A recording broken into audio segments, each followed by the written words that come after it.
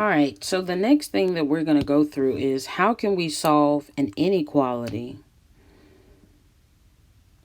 using the calculator.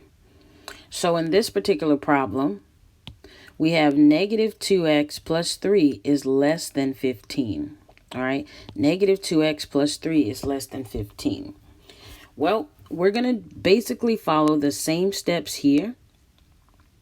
All right, the same steps here is what we're going to use. All right, so we will make the left side here our y1, and we'll make the right side here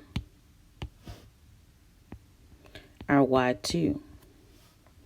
So we come in our TI-84 calculator, and we're going to type into y1 negative 2x plus 3, and we're going to type into our y2 15.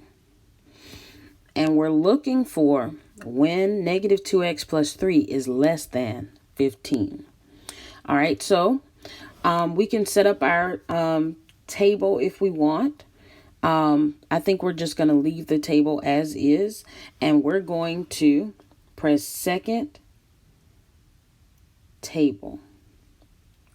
All right, notice when we solve this algebraically, and if you know how to do that, great. It says that the answer should be x is greater than negative 6.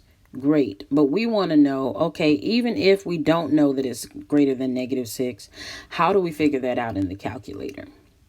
So the blue line is representing our negative 2x plus 3, and we want to know when that is less than 15.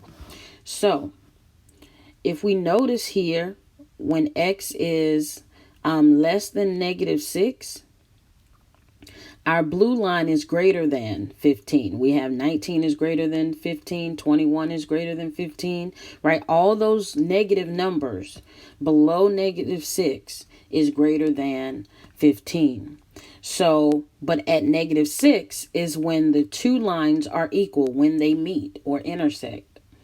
All right. And then after negative 6, when we start increasing, right, what we should notice is that our blue line, negative 2x plus 3, is now less than 15, right? It's now less than 15. All these numbers are less than, the blue line is less than the red line, all right?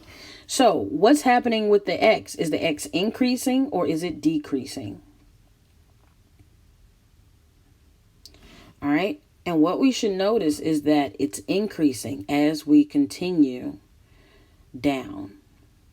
Therefore, we say that the solution to this inequality, negative 2x plus 3, is less than 15 when x is greater than negative 6. And we've proven that by starting here at negative 6 and continuing to increase.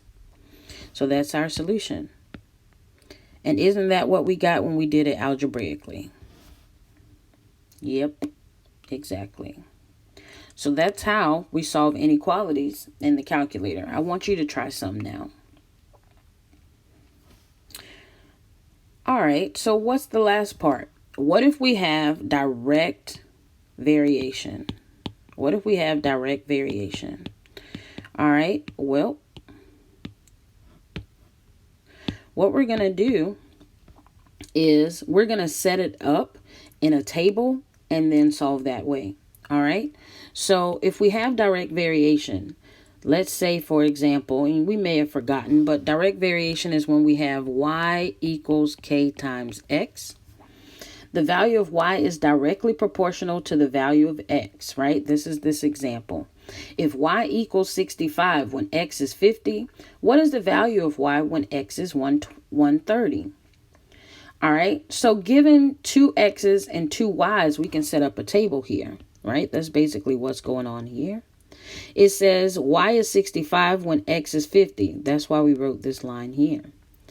What is the value of y when x is 130? All right, so we did this table. And then we can create a proportion here, right? So basically set it up so that we have 50 over 130 equals 65 over y. We do some cross multiplying here, right? 50 times y, 50y. 130 times 65, that gives us this 8,450. Divide both sides by 50, and whoop, there we have it.